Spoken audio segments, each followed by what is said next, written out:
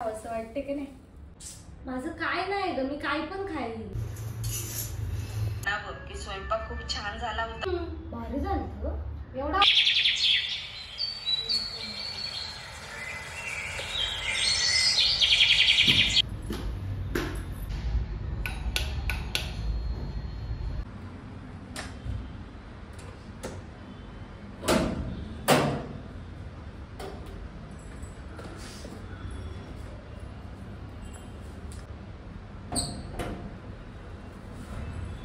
एवढं ऊन आहे बाहेर.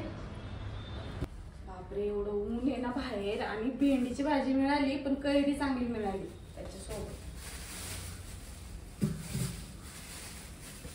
भाज्या पण उन्हाळ्यात केवढा महाग झाल्या. भेंडी कैरी होती ती छान आहे. बघूनच खावंसं वाटते की नाही? हा चांगली आहे. पण साक्षी काय खाणार आहे तू? माझं काय नाही ग, मी काय पण खाईल. हिने माझ्याकडे लक्ष दिलं नाही ना, आता तिला असं काहीतरी खायला घालते ना चमचमीत.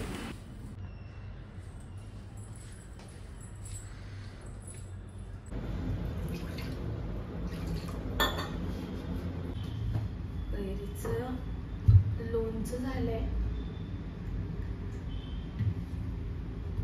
सपोर्टला काहीतरी पाहिजे कारण खाली आवाज खूप जोर जोरात जातो. मस्त असं कैरीचा ठेचाच बनवते आज. कैरीला बाठा तयार झालाय. कैरी काय रसरशीत आहे. कैरीचं बरेच प्रकार करतो आपण, पण ठेचा एकदम जब्बर लागतो. पण बघा, होय पण छान. मस्त सगळी कैरी काढून घेते आता फटाफट.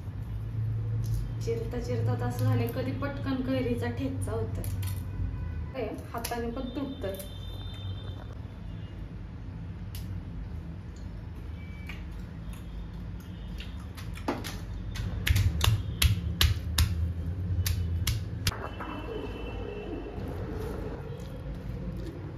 मिरच्या घेतल्या एक 10 असतील. तोतापुरी आहे त्यामुळं लसणाच्या पाकळ्या.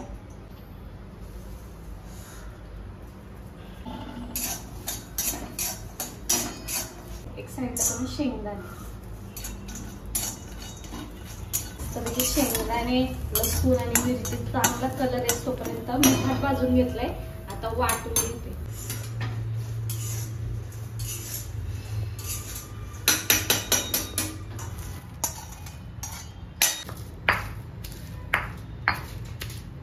मस्त पटकन बारीक होतंय चांगलं भाजल्यावर.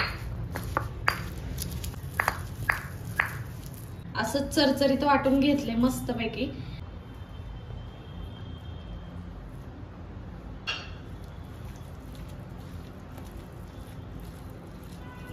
मस्त त्याच्यावर लिंबू पिळते. मस्त लिंबू पिळल्यावर अजून चव वाढेल. हा झाला मस्त असा कैरीचा ठेचा. तर ठेचा आणि ते पण असा गोळा. वा वा वा वा, क्या बात आहे. आज स्वयंपाक म्हणजे ना ती कशी आहे हा सांगण्याचा मार्ग.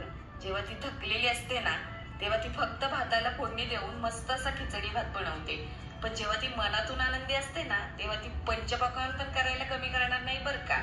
पण एवढ्यातून तिचे फक्त इतकीच इच्छा असते की तिला म्हणावं की स्वयंपाक खूप छान झाला होता बरं का. तुम्ही तुमच्या घरातल्या एका स्त्रीसाठी एवढं तर नक्की करू शकता ना. आई, हा आले आले. काय ग, ते काय बनवलं होतं? अगं तो ठेचा होता कैरीचा ना. भारी झालं. एवढा आवडला? आण ना अजून. ए बाई, आता तूच उठून घे की. मग जर नऊ किती खा खा म्हणत होते तर. नाही नाही, खरंच चांगलं. तू खाल्लं? नाही, तू मी बरोबरच खायला घेऊन होता. चालेल.